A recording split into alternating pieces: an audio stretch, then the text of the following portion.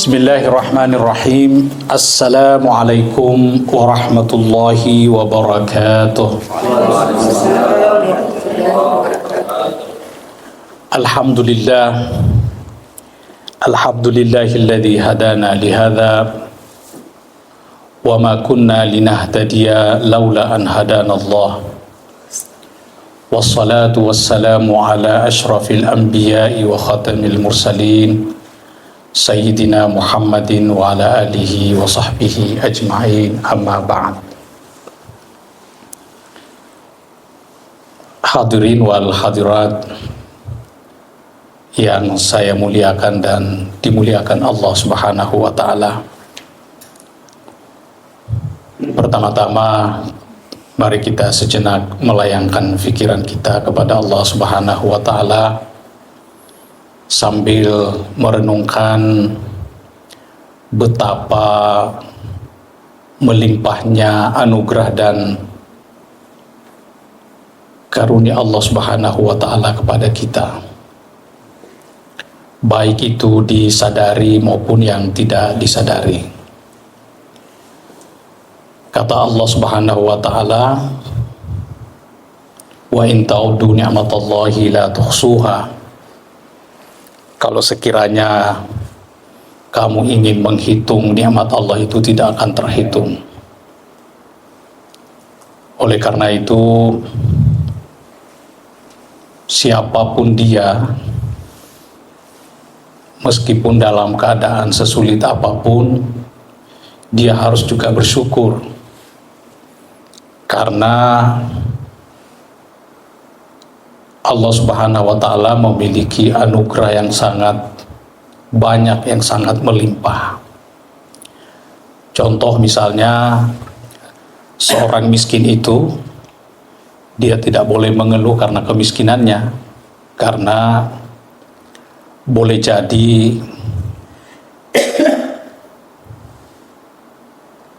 dia tidak sadar dan tidak merasakan betapa nikmatnya, betapa besarnya nikmat Allah Subhanahu wa ta'ala. Saya sering memberi ilustrasi begini. Di kota ada seorang laki-laki seperti kita ini misalnya. Itu hidup di kota, dia memiliki hampir segalanya. Misalnya dia punya gaji tinggi, dia punya fasilitas, punya rumah mewah, kemudian dia punya mobil, ya, dia punya fasilitas, dia tinggal di sebuah tempat, di sampingnya itu ada mall, pokoknya segalanya. Orang ini kalau dilihat secara kasat mata, dialah yang paling berhak untuk menikmati kebahagiaan. Ya, pertanyaannya apalagi yang tidak dia miliki. Tetapi orang ini tidur saja susah. Sementara kita sudah bisa rasakan semua betapa susahnya, betapa menderitanya kita kalau mau tidur nggak bisa tidur. Nah, itu dia hidup di kota, penuh dengan fasilitas, penuh dengan kemewahan tadi. Terus di desa ada seorang yang kehidupannya itu hanya berlandaskan jual sayur mayur. Tetapi orang ini kalau dia tidur susah sekali bangun. Karena betapa nikmatnya. Jadi satu tadi susah sekali tidur, ini susah bangun. Kalau secara kasat mata juga sama dengan ini. Orang ini paling menderita karena dia tidak punya. Apa yang bisa di cover oleh sayur mayur begitu. Nah, jadi itu sekedar ilustrasi sederhana untuk menggambarkan bahwa seseorang itu bagaimanapun situasi yang dialami, dia tidak boleh mengeluh karena dia harus bersyukur meskipun dia tidak sadar. Dan ini salah satu kelemahan manusia dia punya pengetahuan sangat terbatas. Padahal sesungguhnya dia memiliki jauh lebih mulia, jauh lebih berharga daripada yang lain. Contoh misalnya, kita itu meskipun miskin, tapi kita punya telinga, punya hidung, punya mata yang kita tidak mungkin menjualnya dengan harga yang itu. Nah, jadi itu sekedar pengantar untuk masuk pada tema kita. Oleh karena itu, alhamdulillah pada kesempatan ini kita bisa bersyukur kepada Allah Subhanahu wa taala. Kita dapat bersilaturahim sebagai salah satu konsep Islam yang sangat mulia. Ada satu hal yang menarik tentang silaturahim ini. Satu ketika Rasulullah itu berceramah, mungkin ilustrasinya seperti ini, dan bertanya kepada para sahabatnya, "Wahai para sahabatku, maukah kalian saya tunjukkan, saya mau kasih tahu bahwa di dalam Islam itu ada satu hal yang lebih berharga daripada berpuasa, berzakat, dan sholat." Itu pertanyaannya Rasulullah. Maukah kalian saya tunjukkan satu amalan di dalam Islam itu, perkara itu lebih mulia dari kalau kita sholat, sedekah, dan berpuasa. Kata para sahabat, mau tentunya Rasulullah. Karena mereka tercengang, kok ada ya? Dia penasaran, apa itu kira-kira? Kata Rasulullah, islahu dzatil baini. Mendamaikan antara dua orang yang sedang bermasalah. Itu ternyata jauh lebih mulia pahalanya dibanding kalau kita sholat, kita puasa, dan lain sebagainya. Nah, jadi silaturahim itu sebagai instrumennya. Jadi kalau kita selalu silaturahim, saling membukakan pintu maaf, dan saling saling membantu, ya, itu sebabnya Bapak Ibu sekalian, kita patut bertanya ya, kenapa kalau kita sholat sendiri di rumah itu dapat pahala satu saja, tapi kalau kita datang sini itu 27. Pertanyaannya, kenapa gapnya terlalu besar? Itu harus pertanyaannya filosofis. Padahal kalau kita sholat, format sholat itu sama aja, ya kan? Apa bedanya kalau saya sholat duhur sendiri dengan sholat duhur bersama, berjamaah? Pertanyaannya, kenapa Tuhan siap bayar 27 kalau kita lakukan itu padahal formatnya sama saja? Nah, itu karena silaturahim. Jadi visinya Islam itu agar kita selalu terkonek dengan yang lain. Nah, sebenarnya agama itu kan sebenarnya cuma satu kata kuncinya, koneksi. Nah, ini yang perlu kita selalu sadari Bapak Ibu. Sebagai seorang muslim, sebagai seorang beriman, harus sadar, harus meyakini bahwa agama itu punya peran penting di dalam kehidupan kita. Di dalam meningkatkan kualitas hidup kita itu, agama adalah salah satu sumber yang paling utama. Pertanyaannya, apa itu agama?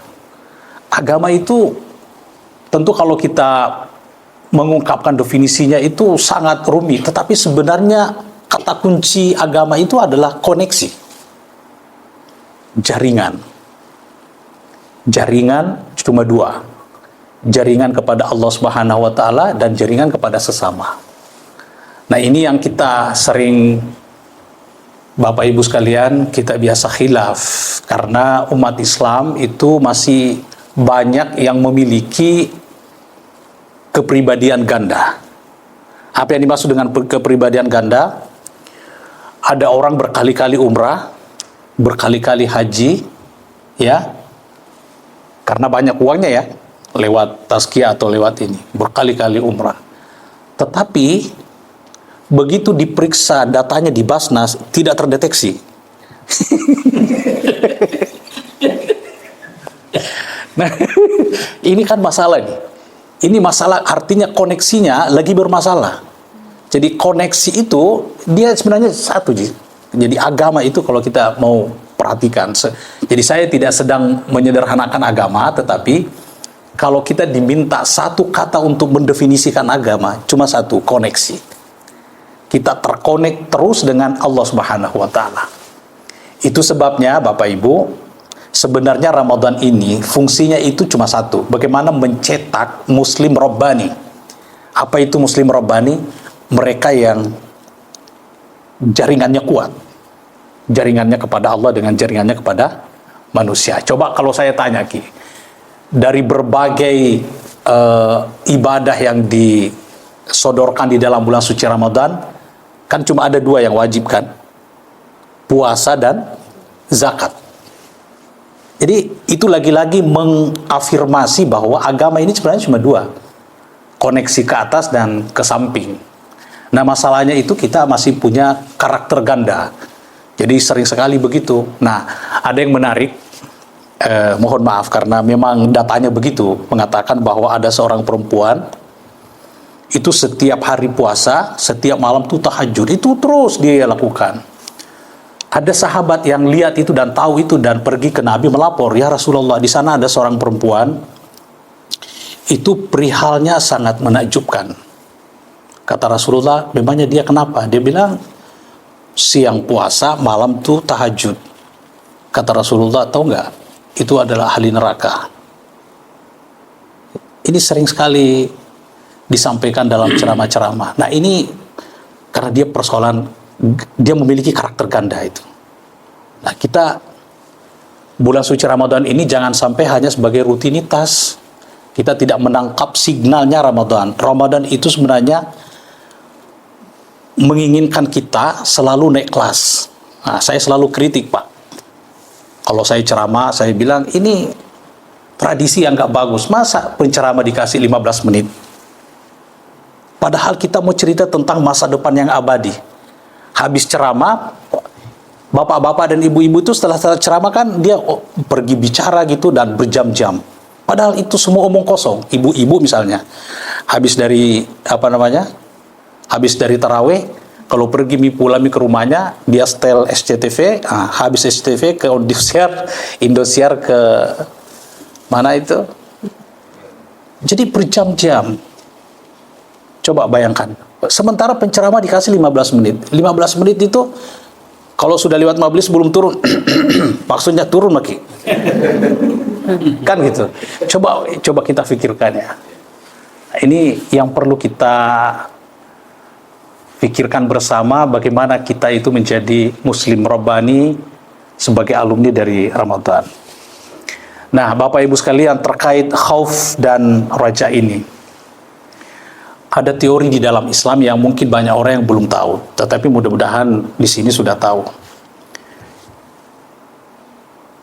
Kita ini, muslim ini, kita sebagai muslim, itu karakternya historical. Historical itu maksudnya bersifat sejarah. Apa artinya bersifat sejarah? Manusia itu terkait dengan zaman, terkait dengan waktu, terkait dengan situasi.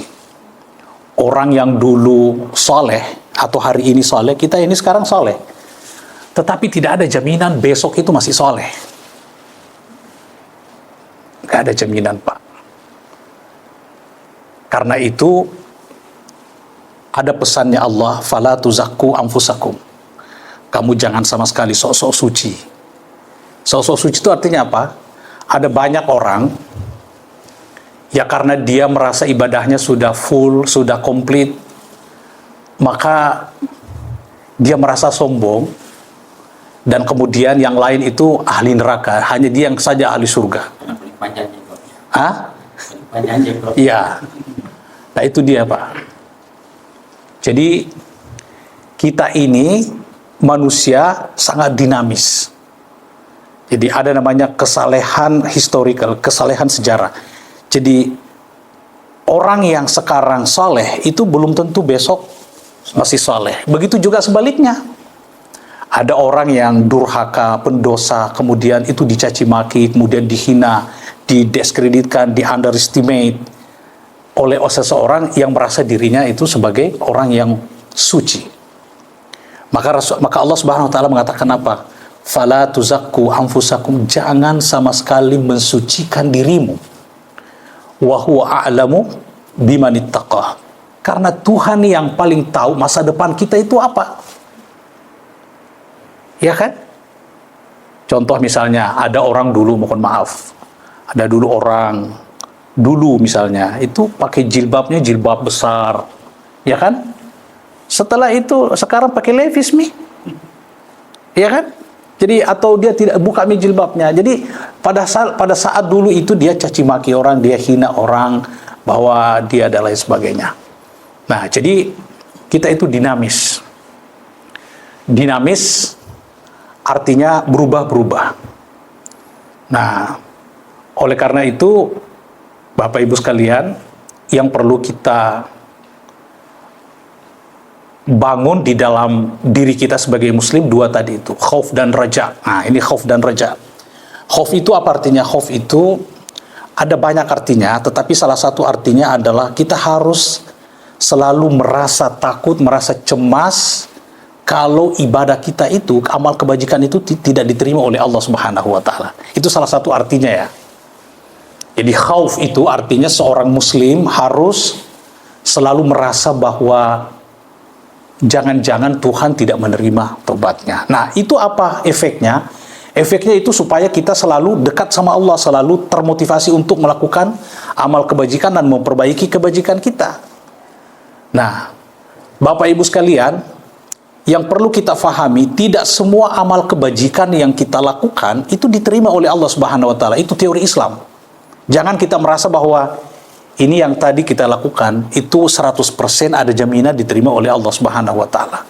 Boleh jadi tidak. Nah, ini ya khauf nih. Kita harus selalu merasa cemas, dan itu maka selalu harus meminta kepada Allah Subhanahu wa taala agar diberikan hidayah dan melakukan ibadah-ibadah yang kita lakukan sebagai sesuatu yang diterima oleh Allah Subhanahu wa taala. Nah, terus pertanyaannya apa teorinya? Apa dasarnya? Kok ada perbuatan yang tidak diterima oleh Allah Subhanahu wa taala? Karena memang di dalam Islam itu ada teorinya. Teorinya itu ada amal ibadah dia sah dan diterima. Ada juga sah tetapi tidak diterima. Nah, mungkin Bapak Ibu ini sudah pernah sering sekali mendengarkan itu kata Rasulullah terkait dengan puasa ya. Dia bilang rubba shaimin laisa lahu min siyamihi illa al-atshu wal ju'. Boleh jadi nih, dia kata rubba. Di riwayat yang lain tuh mengatakan kam min shaimin, betapa banyak orang berpuasa. Laisa lahu min siyamihi illa al-atshu wal ju'. Mereka tidak mendapatkan dari puasanya itu kecuali dahaga dan lapar. Wa kam min qaimin laisa lahu min qiyamihi illa as-sahra wat ta'aba. Betapa banyak orang yang qiyamul lail, tarawih, tahajud, mereka tidak mendapatkan dari itu semua kecuali capek dan kelelahan saja. Pertanyaannya, ya kenapa begitu? Ya karena memang di dalam Islam itu tidak semua yang kita lakukan itu diterima oleh Allah Subhanahu wa taala. Itulah sebabnya kita tidak boleh sombong, tidak boleh selalu merasa arogan, merasa angkuh, hanya kita yang menjadi ahli surga. Nah, Bapak Ibu sekalian, saya mau cerita tentang satu kisah menarik, sangat inspiratif. Mudah-mudahan dengan kisah ini kita bisa menyadari betul bahwa itu tadi, tidak ada yang tahu masa depan kita kecuali Allah Subhanahu wa taala. Nah, kisah itu terjadi di zaman tabi'in. Namanya Abdah ibnu Abdurrahim. Kita hafal-hafal ini karena bagus kalau kita hafal itu namanya. Abdah ibnu Abdurrahim itu seorang tabi'in. Dia pertama alim. Dia punya pengetahuan agama yang sangat mumpuni. Yang kedua, dia abid. Abid itu ibadahnya luar biasa sekali. Ya, Zahid itu nggak cinta ke dunia. Ya, dia masuklah dalam dunia sufi ya. Terus yang ketiga ini, yang paling menarik ini, Hafiz. Dia penghafal Al-Quran. Tapi yang keempat ini yang paling menarik. Jadi dia sudah alim, sudah abid, zahid, hafiz. Yang kelima ini adalah dia juga mujahid. Mujahid itu artinya orang ini setiap ada kesempatan untuk pergi berjihad, dia tidak pernah lepas dari kesempatan itu, selalu saja. Nah, satu ketika orang ini dia pergi bertempur di medan perang. Nah, disinilah masa depannya ditentukan oleh Allah Subhanahu Wa Taala. Dia tiba-tiba di benteng Romawi, dia melihat ada seorang perempuan yang berambut pirang di situ dan sangat cantik. Disinilah sebenarnya masa depannya ditentukan. Karena ternyata imannya yang begitu kuat itu ternyata rapuh di hadapan kecantikan seorang wanita Romawi. Dia kirimi surat. Dia bilang begini, yang saya baca ya, dibilang, sayangku, bagaimana saya bisa sampai mendapatkanmu? Nah, itu dia pertanyaannya. Lalu dijawab surat oleh perempuan itu. Dia bilang, caranya cuma satu, kamu menjadi Nasrani. Dia bilang, saya mau tetapi kamu jadi Nasrani, itu tebusannya. Akhirnya orang ini dia kemudian mengiyakan, dan singkat cerita maka murtadlah dia. Coba bayangkan, menjadi murtad hanya gara-gara sesuatu yang sangat remeh begitu. Jadi coba kita bayangkan, Pak. Jadi orang ini kelebihannya tadi 5 ya, hafiz, abid, alim, zahid, mujahid. Ini yang paling ini nih. Dia kalau secara kasat mata orang ini ya ahli surga, tetapi toh ternyata masa depannya adalah neraka karena dia ternyata ditakdirkan oleh Allah Subhanahu Wa Taala menjadi murtad di akhir hayatnya. Nah, itulah sebabnya kita selalu merasa, khauf itu salah satu ininya, kita selalu merasa bahwa Tuhan ini masih ada peluang atau ada kemungkinan Allah akan merubah nasib saya. Coba bayangkan. Nah, di cerita yang lain, mungkin juga sering kita cerita ya, atau sering dengar maksud saya, itu ada seorang pembunuh, seorang pendosa, penjahat, dan dia sudah membunuh 99 orang. Iya kan? Dia membunuh 9, begitu jahatnya orang ini. Kalau kita, satu orang saja dibunuh itu sudah ngeri sekali. Tapi ini 99 dia bunuh. Kemudian satu ketika dia tersadar bahwa dia berdosa dan kemudian ada keinginan untuk bertaubat.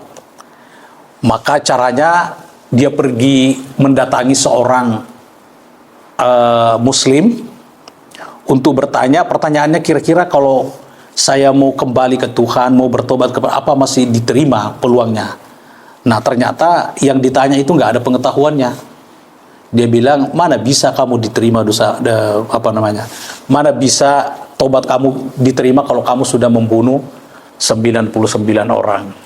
Nah, apa yang terjadi? Kisahnya itu ternyata bukan cerita dongeng, itu ternyata disebut dalam kitab Sahih Bukhari. Ya.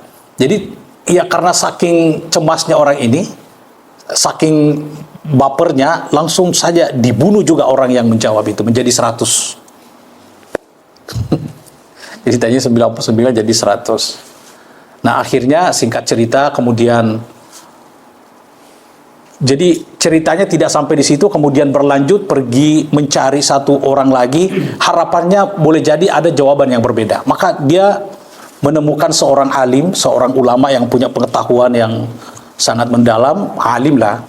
Kemudian dia tanyalah itu bahwa apakah saya masih punya kesempatan untuk untuk bertobat kepada Allah Subhanahu Wa Taala. Lalu kemudian alim itu menjawab bahwa dosa itu bagaimanapun besarnya, bagaimanapun tingginya, kalau kita betul-betul tobat nasuha, maka akan diterima oleh Allah Subhanahu Wa Taala. Nah, kemudian dia bergembira, kemudian bagaimana, dia pertanyaannya kemudian, kalau begitu bagaimana caranya saya bisa menjadi orang baik setelah ini? Maka dia mengatakan, kamu mendatangi kampung di situ semua orang soleh. Ya, itu petunjuknya supaya kamu tidak akan melakukan dosa lagi.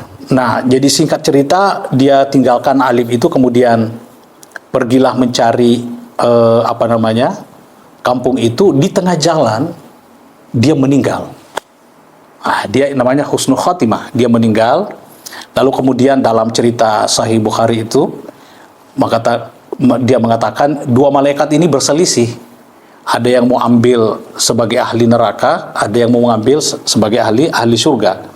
Ternyata setelah diukur itu perjalanannya, dia lebih dekat kepada kampung yang mau didatangi itu. Akhirnya keputusan malaikat itu, kesepakatannya ini adalah ahli surga.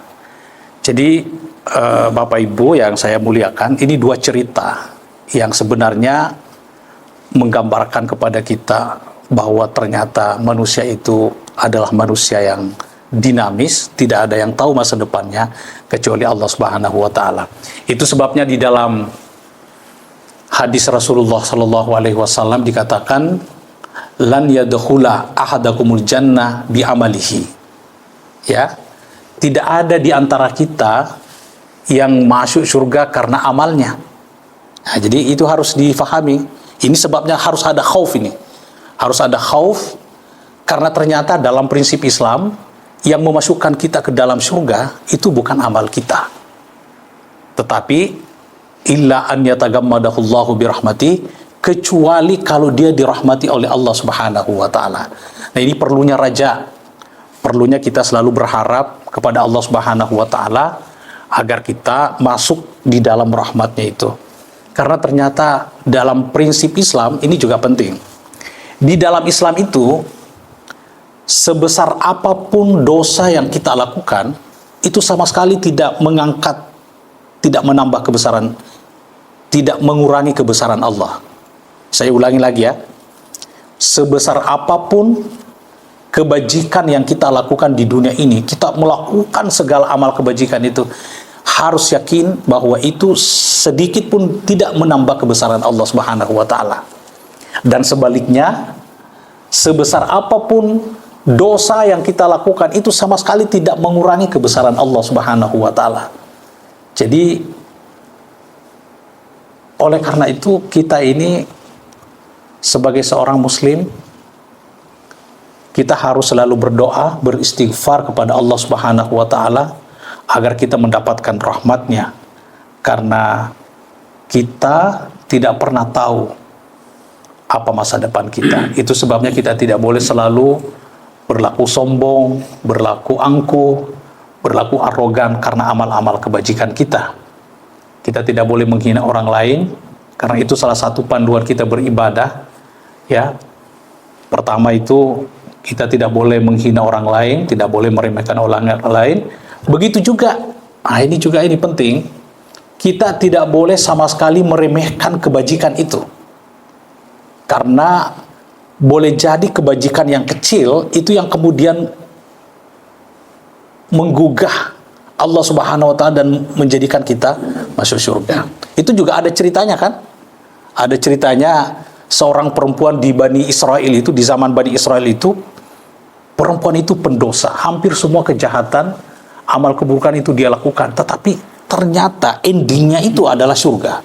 Kita tahu itu hal sepele yang dia lakukan. Dia hanya memberi minum anjing yang di padang pasir. Ketika dia haus, dia ambil air di sumur, kemudian dia naik. Begitu dia meminum, dia melihat seekor anjing yang mengeluarkan lidahnya saking hausnya, dan dia kasih minum air itu. Dan di hadis itu juga dikatakan, gara-gara itu yang dilihat Tuhan, kemudian itu yang memasukkannya ke surga. Jadi jangan meremehkan, Pak. Amal kebajikan sekecil apapun itu tidak bisa diremehkan, karena boleh jadi itu yang membuat orang kita masuk surga. Ya, coba bandingkan dengan yang perempuan tadi, setiap hari puasa, malamnya tahajud, itu terus. Kita tahu endingnya apa? Ahli neraka, tahu sebabnya, dia hanya mengurung kucing dan tidak memberi makan. Coba itu bayangkan. Jadi dua-duanya hal sepele. Satu anjing, satu kucing. Satu masuk surga gara-gara menyakiti anjing, bagaimana dengan menyakiti manusia? Coba bayangkan. Menyakiti anjing itu kemudian dilihat oleh Tuhan. Bagaimana kita tidak tergetak hati kita untuk tidak berhenti menyakiti orang, mengkata-katai orang, kemudian memukul orang, memanipulasi orang, dan lain sebagainya. Jadi saya kira itu saja, karena saya termasuk orang kalau ceramah lupa berhenti.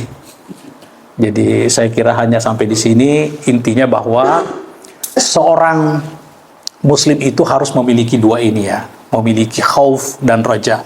Khauf itu artinya takut kepada Allah Subhanahu wa taala, takut siksaannya dan takut amalnya tidak diterima dan takut kehilangan hidayah. Oleh karena itu harus ada serepnya namanya raja. Raja itu kita harus selalu punya harapan, punya optimisme bahwa Allah Subhanahu wa taala kalau kita melakukan dosa tetap ada pembandingnya, bahwa Tuhan bisa saja merahmati kita semuanya dan memasukkan ke kita dalam surga. Jadi khauf dan raja itu seperti gas dan rem. Jadi kalau kita selalu berbuat dosa itu menggas namanya, lalu kemudian kita rem, kemudian berharap pada Allah Subhanahu wa taala. Saya kira demikian yang sempat saya sampaikan, karena saya harus pulang menguji tesis di pasca sarjana. Dan saya terima kasih karena sudah diundang ketemu dengan teman-teman di sini. Ini kalau saya ketemu di jalan saya nggak tahu. Ternyata kalau ketemu nanti, wah ini atas kiar sepertinya, ya kan? Jadi Pak Al-Mukarram ini kalau mau undang saya lagi silahkan. Ya, itu untuk dalam konteks silaturahim. Silaturahim itu sangat penting, karena itu tadi kenapa Tuhan kasih 27 ya, dikasih satu. Ya karena itu kita memang selalu dianjurkan untuk ketemu, saling membantu. Karena pengabdian itu ternyata, ibadah itu bukan hanya kepada Tuhan, pengabdian itu kepada manusia juga. Bagaimana caranya mengabdi kepada manusia? Pertama menolongnya, yang kedua tidak menyakitinya, yang ketiga mendamaikannya kalau dia bermasalah. Jadi itu sebenarnya pengabdian kita. Itulah sebabnya itu diganjar dengan pahala yang sangat tinggi. Karena memang salah satu visi Islam itu paling besar itu stabilitas. Stabilitas itu artinya kita ini selalu rukun, selalu damai. Karena kalau tidak damai, tidak rukun, berarti ada ibadah yang terbengkalai. Coba misalnya kalau saya sering mengilustrasikan persatuan manusia itu seperti mobil ya. Mobil itu Pak, satu saja yang spare partnya itu bermasalah, itu pasti nggak bisa jalan. Coba apa itu namanya, busi. Ya itu. Coba kalau itu nggak bisa, biar baru-baru dibeli itu mobil, ada bensinnya, kemudian sopirnya ada. Kalau bermasalah satu, nah itu kira-kira hadis itu sering menggambarkan seperti organ tubuh. Ya, jadi masyarakat itu seperti organ tubuh. Sepatutnya kalau ada yang sakit, yang lain juga merasakan. Nah itu seperti itu. Jadi itu yang bisa menjelaskan kenapa 27 itu gapnya besar daripada satu, karena supaya kita selalu silaturahim. Jadi sekali lagi terima kasih dan mohon maaf karena saya harus tinggalkan. Sebenarnya ini kalau tidak saya bisa bicara-bicara kan, tapi saya harus pulang karena ada tugas lain. Ya, mudah-mudahan ada manfaatnya. Wallahul muwaffiq ila aqwamit thariq. Wassalamualaikum warahmatullahi wabarakatuh.